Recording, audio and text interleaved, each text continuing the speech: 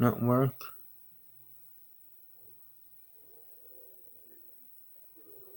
Sorry, just checking some stuff out in regards to the Whodunit game. You win a riddle comp and people want to actually talk to you. Anyways, that's for the game that I'm talking about, so you guys don't think I'm crazy. Whodunit game, Halloween version at Whodunit Spook.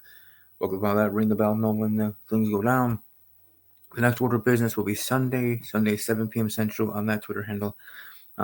Scared and Spared Ceremony.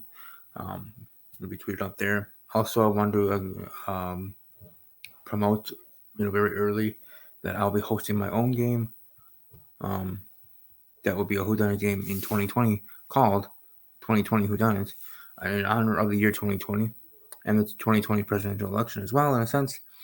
That game will have 20 contestants total and will be starting in May or June of the year 2020. If you go on Twitter at 2020 Whodunit,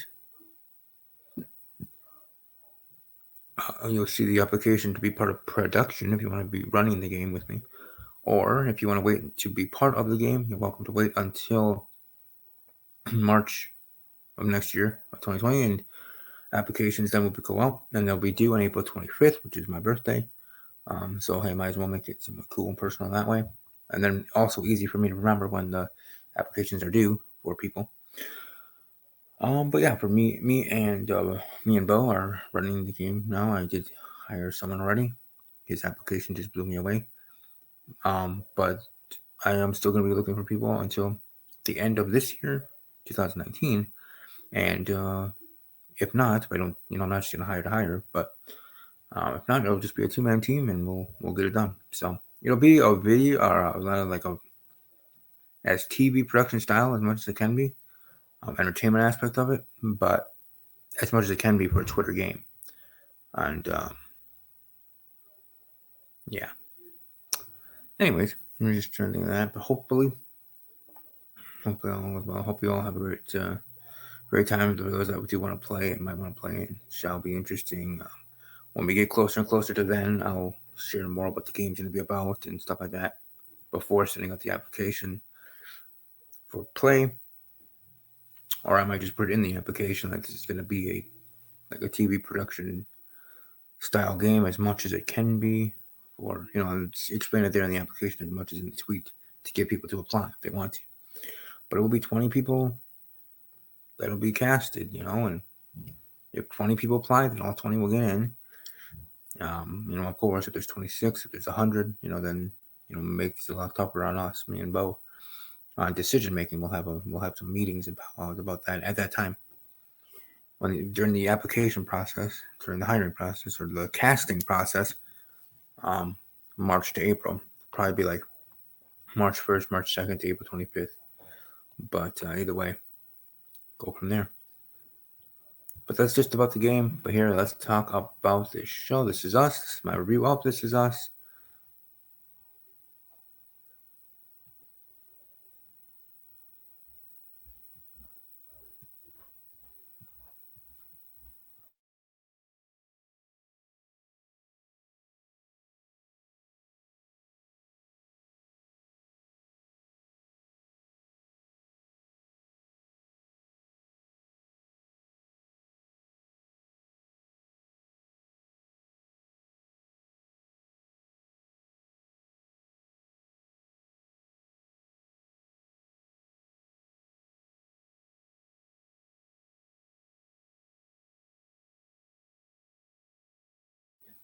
Everybody got to check some. Hold on.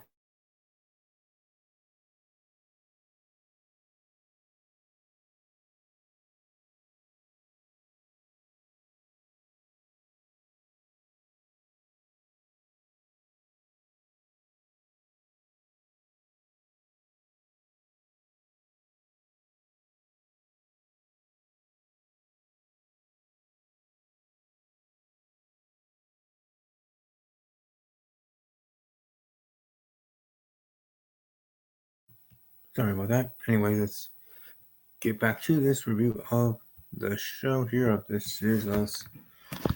We're episode 3.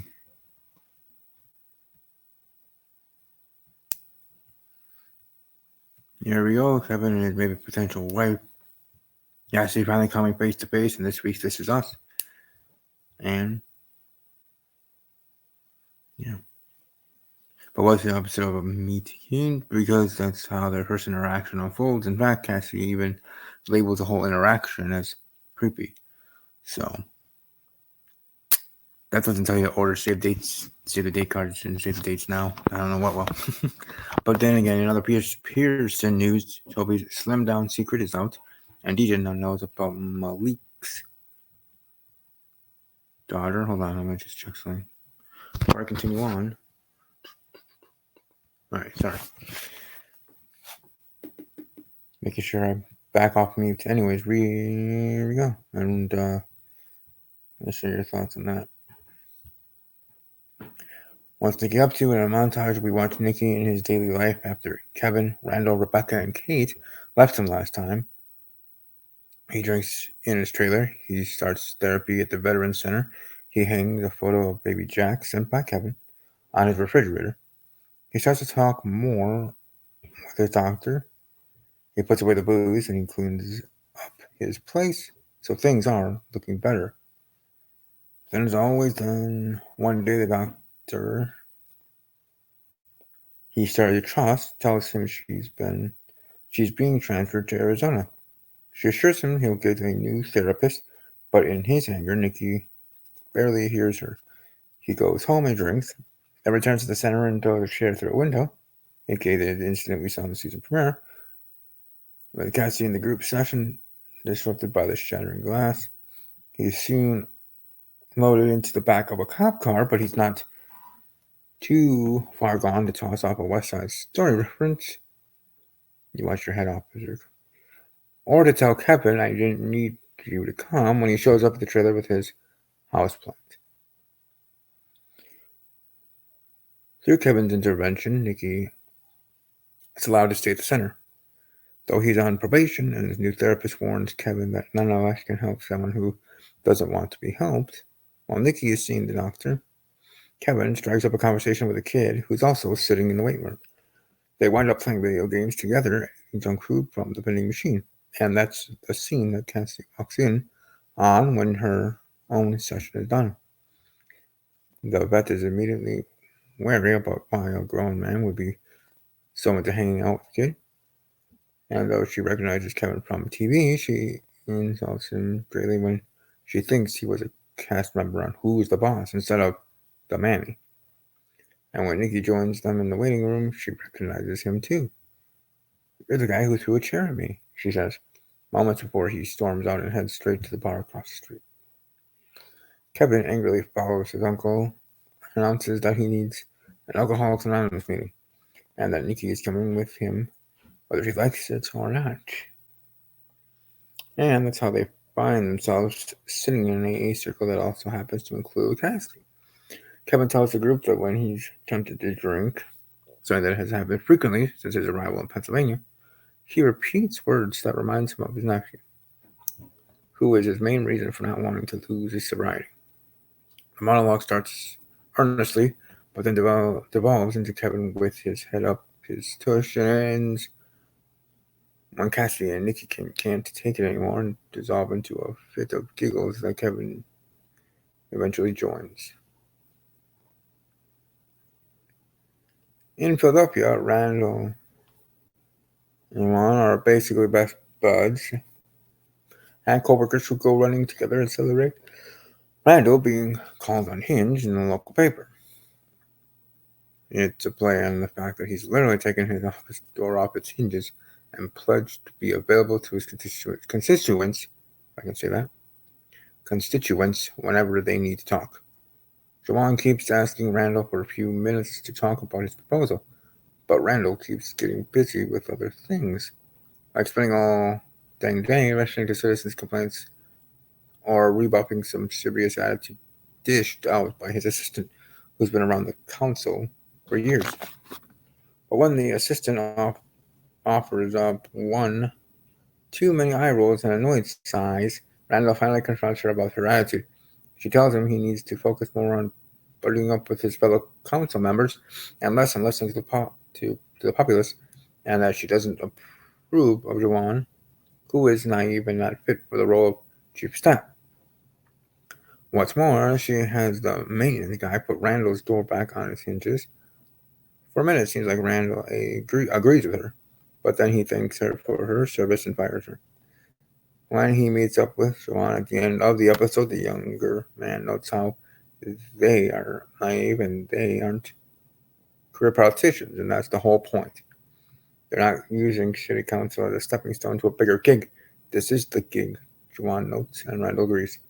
Then the two stunning idealists finally discuss Joanne's proposal, which turns out to be the marriage proposal he's planning. And then also in related news, Malik swings by the Pearsons' place to tell Deidre he has a daughter. He didn't want her to hear about it in school first. He adds that he's raising the baby because her mother and her parents wanted to put her up for adoption, but he and his parents didn't. Deidre confides in Tess about it, and in turn, Tess admits that she kind of led one of her own new classmates to believe she was straight, and now she feels bad. When Kate arrives at a lunch where Toby is wooing prospective clients, she is momentarily taken aback by how he looks in his new suit, but she shakes it off and warmly greets his guests. Everything goes well until the hostess tries to seat the party in a booth, and she's not willing to budge when Toby suddenly asks to move to a table. It gets awkward, and then Kate just comes out and tells everyone that she won't fit in the booth.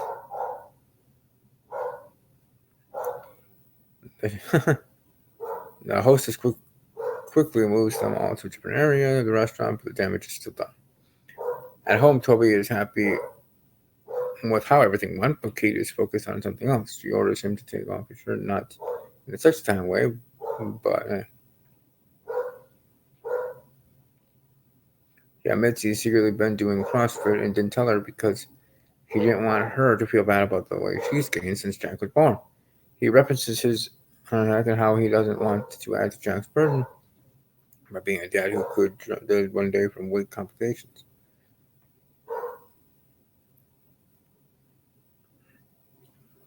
So she goes to cry because she says, like his mom, my Kate says, who's upset. So she goes outside to cry, catching the attention of that cranky new neighbor who had previously upset her for the fact that Toby's car often blocks the sidewalk. Kate tearfully explains that she's got some stuff going on right now and starts to go into detail when he stops her. Sorry you're having a bad day. I had a massive stroke 2 years ago.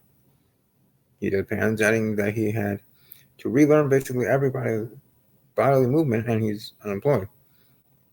My only goal right now is to be able to walk 1 pathetic mile, he says, and Toby's car is impeding his daily walk around the block.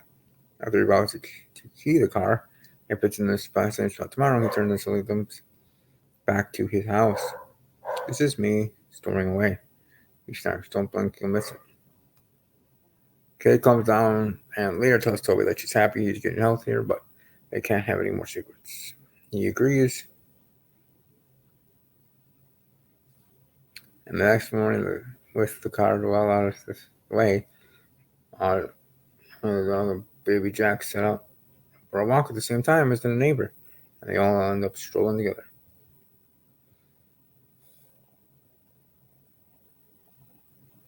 In the past, 7th grade Randall tries to impress a new teacher at his school who hails from Chicago and is black by wearing Air Jordan to class. But when his plan backfires and he gets written up for breaking dress code, he has a panic attack and calls home. Kevin, who like Kate, is home because their school isn't back in session yet, answers and bikes over to help his brother. He fakes Rebecca's signature, then the punishment slip, and later, after learning that Randall has no idea who Arsenio Hall is, gets Jack and Rebecca to allow the kids to stay up and watch Hall's late night show. At Jack's work, the office is abuzz with news that an expensive new construction project didn't have all its permits lined up, so the foundation that's already been poured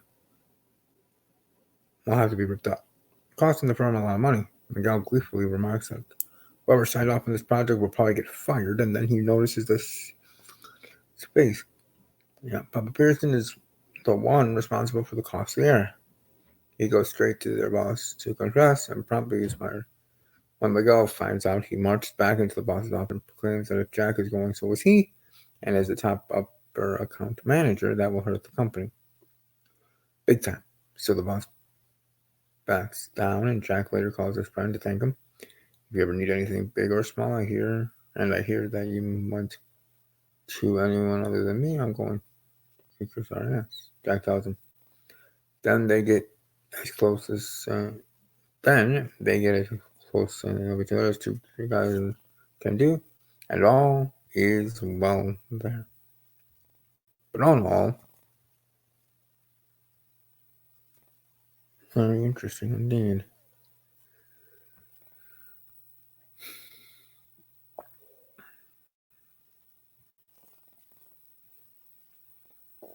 Interesting episode, good episode.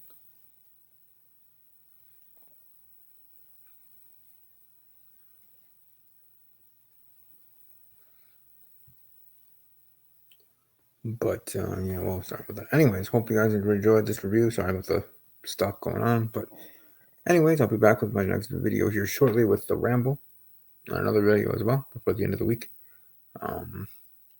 So hope you guys, above all else, as always, take care.